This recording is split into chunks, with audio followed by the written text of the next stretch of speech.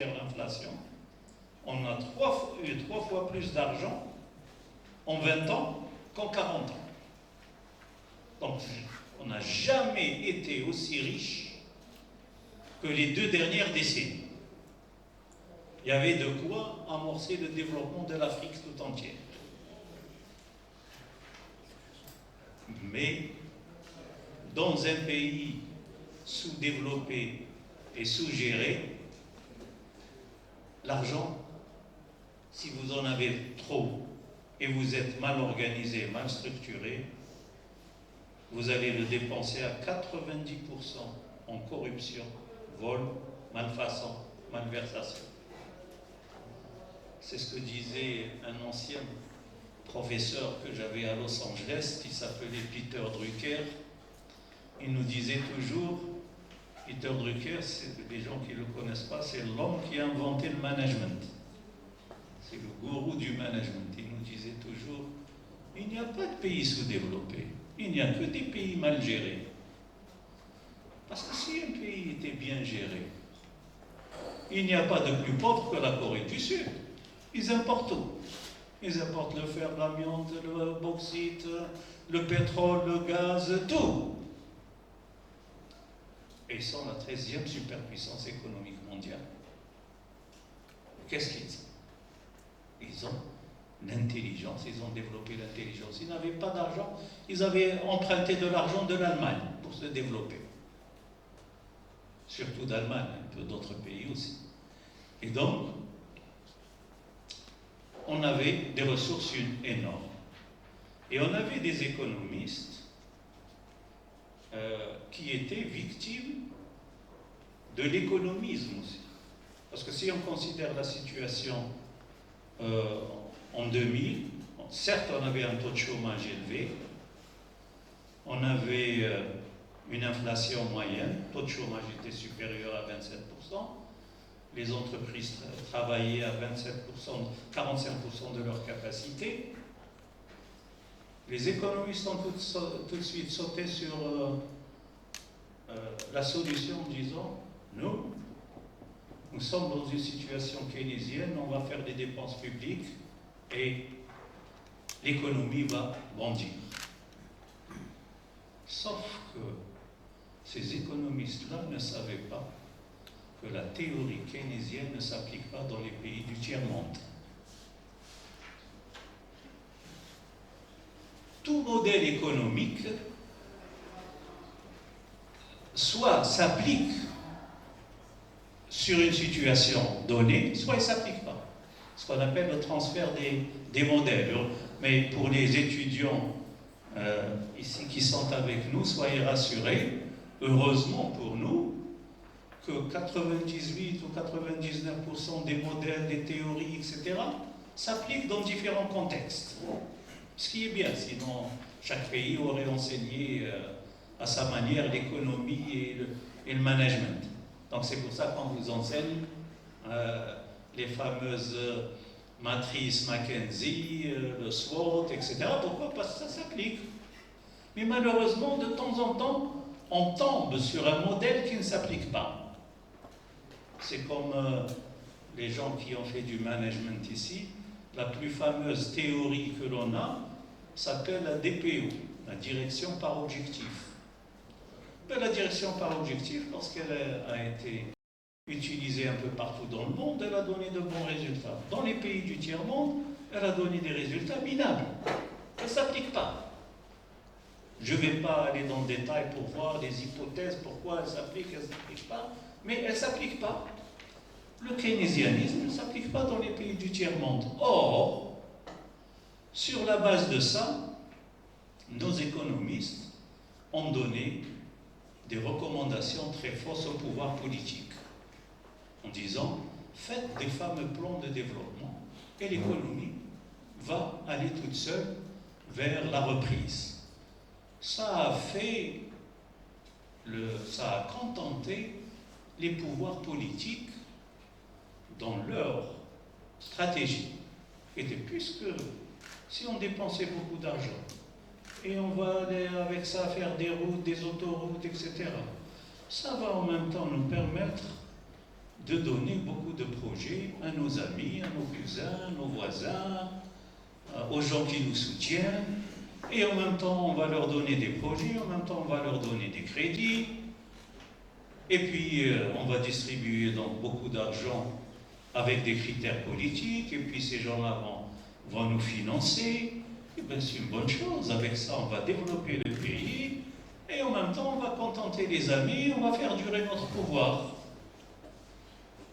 Mais il n'y a personne qui a dit, à mon sens, aux décideurs, mais attention, si vous faites ça, et vous n'avez pas une qualité de l'éducation aux standards internationaux, et vous n'avez pas un management qui fait la transparence, c'est-à-dire que tout est transparent, on voit les crédits, ce sont les critères de rentabilité qui doivent jouer, on met des tableaux de bord de contrôle de gestion partout. Personne ne m'a dit ça. Et donc ça fait la joie de tout le monde. Et nous avons payé ça très cher, une série de plans de relance. Et sachez une chose, les fameux plans de relance que l'on a, c'était à 90% la construction d'infrastructures. Sur la construction d'infrastructures, on a dépensé à peu près 900 milliards de dollars. Sur les 900 milliards de dollars dépensés, on a à peu près l'équivalent sur notre sol de 150 à 200 milliards de dollars d'équipement, c'est-à-dire d'universités, de routes, etc. Le reste, bye bye, dilapidé. Et ça, on le savait au début. Si vous allez relancer une économie qui n'est pas efficace, qui n'a pas les fondamentaux dont on a parlé tout à l'heure, la qualité, l'éducation, le management, eh bien, bon, vous allez perdre 80% des ressources. Et c'est ce qu'on a eu les dernières années. Donc, alors on est tombé sur des problématiques politico-économiques que ne manquera pas d'avoir un pays qui n'a pas de bons fondamentaux et qui a beaucoup d'argent et qui le dépense. Donc qu'est-ce qui va se passer? Il va se passer que vous avez des décisions et des logiques de pouvoir. Donc toutes les décisions avaient des logiques de pérennité du pouvoir et non de développement. Les fondamentaux étaient tous débridés. Nous n'avons pas la qualité de l'éducation qu'il faut, de la formation, nous n'avons pas le management qu'il faut, nous n'avons pas la science qu'il faut pour développer le pays, l'organisation qu'il faut. Tous les indicateurs que je vous ai cités au début n'existaient pas. Et donc il ne pouvait pas y avoir de développement. La corruption, comme résultant des choix politiques et économiques, va s'en suivre, parce que la corruption a des règles et des lois. Si vous mettez le système politique algérien en... je l'ai dit la dernière fois à Souhil El-Heshmi, je lui ai dit, si vous mettez les politiques économiques des 20 dernières années en Suède, vous aurez 99% des Suédois qui seront corrompus. La corruption s'impose. Les gens se font happer par la corruption. 90% seront trompés par les mécanismes qu'il y a dû en place. C'est pour ça qu'il faut être un Nelson Mandela pour comprendre ça. Les gens, beaucoup de gens qui crient au scandale, pas tous, mais beaucoup, auraient été corrompus s'ils étaient à la place des corrompus. Ça, c'est ce qu'on sait en sciences, on le sait en psychologie, en psychiatrie. Le système happe les gens. Il les prend en otage. Seules quelques exceptions pourraient résister. Donc, c'est la règle, ce qu'on appelle en économie la règle de la primauté des mécanismes. Ce sont des mécanismes, ce sont les politiques économiques qui sont mises par les hauts dirigeants qui vont faire en sorte que les gens en bas entrent dans le système de la corruption ou pas. Ce n'est pas le contraire. La règle de la première exception, ça on le connaît en organisation. comment se fait le mécanisme de la corruption? Il se fait par la règle de la première exception. La première exception, généralement, provient dans les pays du tiers-monde non démocratiques par le fait de l'exception. Bien sûr, il y a des règles et des lois, mais ça commence toujours par le président de la République. Pour les pays en voie de développement, il dit il y a des lois qui interdisent la corruption, de donner des avantages, et moi je suis le président de la République. Je peux faire exception. Donc je peux donner des ressources, je peux donner des crédits, je peux donner des marchés, mais après moi, le reste, tout le monde doit respecter la loi. Puis le Premier ministre va dire la même chose. Normalement, il y a des lois, des règles, etc., que tout le monde doit respecter, sauf le président et moi. Après tout, je suis Premier ministre. Puis après, ça va aller vers le ministre, qui va dire, moi, je suis ministre de l'Intérieur. Il y a le président, le Premier ministre et moi. Les autres ministres vont dire la même chose après, les Wali, après, et ça va ruisseler jusqu'au planton de l'APC qui va dire, moi aussi, je peux ne pas respecter la loi. Et donc, comme le disait Fayol, un fameux auteur français, la première exception tue la règle. Une seule exception, et il n'y a plus de règle. Et la corruption se développe comme ça. L'autre règle qui développe la corruption, c'est la règle de l'évaluation du marché, de l'évacuation du marché. De dire, c'est l'administration qui va donner des terrains, c'est l'administration qui va donner des logements, c'est l'administration qui va faire. Ça n'est plus le marché. Une fois que vous évacuez le marché, vous donnez la possibilité à l'administration de se substituer au marché, vous allez démultiplier la mécanique de la corruption. La règle de l'absence de transparence. S'il n'y a pas une transparence, une hyper-transparence, la corruption va se développer. C'est pour cela que dans beaucoup de pays, les plus avancés dans ce domaine, c'est les pays scandinaves. Dans les pays scandinaves, chaque association a le droit de contrôler n'importe quel organisme public, y compris la présidence, le ministère de la Défense, de leur dire « Donnez-moi vos dépenses, donnez-moi vos factures, donnez-moi ce que vous avez donné comme marché, je vais les analyser. » Toute association privée. Et donc vous ne pouvez pas, parce qu'elle a le droit de vous ester en justice. Mais si vous dites non, personne, sauf la Cour des comptes, et même la Cour des comptes, on ne fait rien avec ces rapports, et bien ça va se développer. Règle du rejet du management administratif. On avait dit, sans management, tout est possible. Parce que si vous avez un management administratif mis en place, on peut tout de suite spotter, repérer les administrations qui corrompent ou qui sont corrompues, qui sont incompétentes. Pourquoi? Parce que dans le management administratif, les institutions sont gérées par des objectifs. Je vais vous donner 1 million de dinars, mais avec ça, vous allez reboiser 50 hectares. Et donc, je peux contrôler que vous avez fait telle opération avec telle ressource. Mais si vous n'avez pas, si vous avez des administrations sans objectif, il y a 99% de chances que l'opération dérape et que l'on aura beaucoup de dépenses sans aucun résultat. Règle de la priorité du populisme sur la rigueur.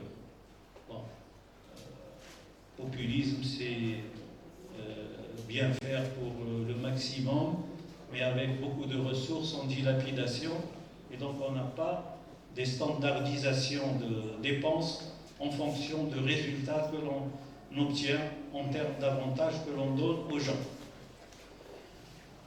Et donc, dans cette situation-là, dans la situation où l'on est actuellement avec une crise politique qui est en grande partie due à la situation économique, parce que vous avez maintenant rien que le problème de logement et le problème de l'emploi, ils sont source de 90% des problèmes que pose la société civile. Et avec très peu de chances de régler ces problèmes-là, surtout au moment où on où on commence à avoir de moins en moins de ressources. Nous ne sommes plus à 189 milliards de dollars de réserve, on est à 79, et dans 3 ans, on aura 0. Et donc, on est dans une situation très précaire. Et même quand on était en situation où on avait beaucoup de ressources, nous n'étions pas en position de régler le problème, ou les problèmes. Prenez le problème de logement. Le problème de logement, il est significatif, il y a beaucoup d'autres problèmes de santé, d'emploi, etc. Est-ce que nous étions en train de régler ce problème? Bon, l'administration vous dira oui. D'ailleurs, je me souviens, il y a 3 ans de cela, le ministère de l'Habitat disait qu'en 2019, le problème de logement serait réglé en Algérie. Parce qu'il y a des gens qui se souviennent ici. Ah, ils ont dit ça, c'est le ministre qui l'a annoncé. Il dit, il y a 2 choses.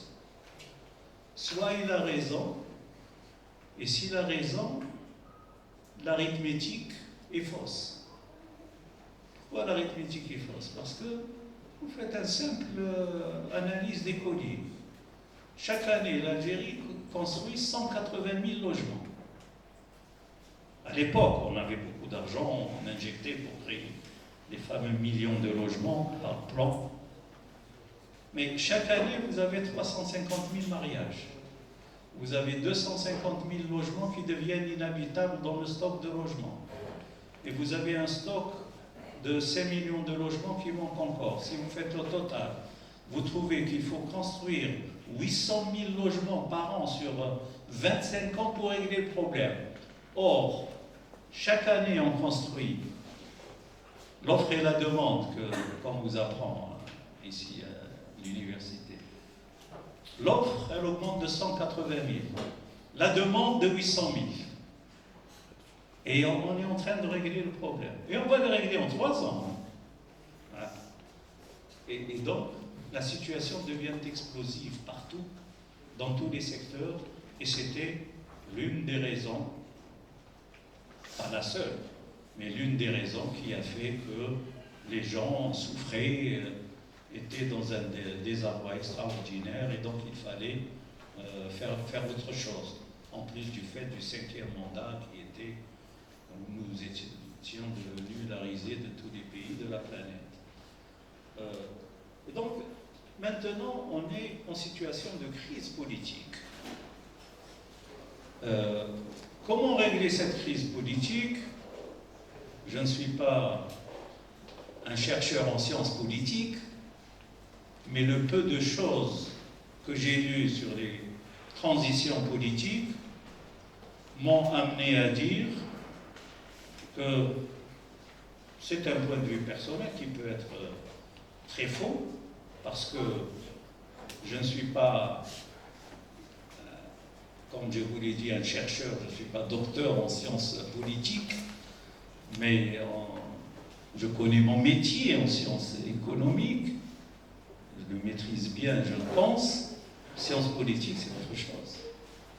Mais mes lectures superficielles m'ont amené à dire que peut-être le modèle que nous avons, qui peut nous aider le plus à nous en sortir, c'est celui de l'Afrique du Sud. Pourquoi? Parce que les gens chez nous sont entrés de plein pied dans le processus de corruption qui a corrompu des centaines de milliers d'Algériens. Et lorsque vous avez des politiques de corruption qui se développent dans un pays, 90% de la population y adhère. Il y a des exceptions, bien sûr. il y a de l'éthique, il y a la personnalité de la personne, mais en général, les gens adhèrent. Et c'est pour cela que, c'est comme en Afrique du Sud, les deux clans qui s'affrontaient se sont constitués des milices, ils se sont entretués, on s'est retrouvés dans des situations de violence extraordinaires. Et il a fallu la sagesse d'un Mandela qui puisse dire il faut qu'on discute ensemble pour trouver un terrain et pour transcender tout ça. Bien sûr, chez nous, le minimum politique que l'on a, c'est récupérer le maximum de ressources. Il ne faut pas laisser des gens qui ont pris des centaines de milliards, les prendre une fois pour toutes et dire c'est ça l'amnistie. D'autant plus qu'on a besoin de ressources pour construire le pays dans le futur. Donc, la règle numéro 1, c'est récupérer le maximum de ressources. Règle numéro 2, c'est être flexible dans ce qui pourrait être en partie inadmissible. Parce que nous ne sommes pas encore sortis de la crise, on est en plein dedans. Et on risque, s'il n'y a pas de la sagesse de part et d'autre, d'aller vers des situations de violence dans le futur.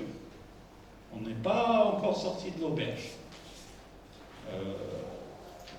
Il y a des gens qui se sont trompés, ils ont été trompés par le système, ils doivent payer, mais si vous leur dites je vous mets tous en prison pour 50 ans, et je mets toute votre famille en prison, les gens se défendent, ils sentent, pour eux c'est une question de vie et de mort. Eh bien, ils vont essayer de durer au maximum et de riposter au maximum. À leur place, beaucoup de gens auraient fait la même chose. En tous les cas, ça a été ça la réflexion de Mandela, de Gandhi, etc., qui ont dit, on leur laisse une petite place de sortie. Vous restituez le maximum de ressources, imaginez que demain, on puisse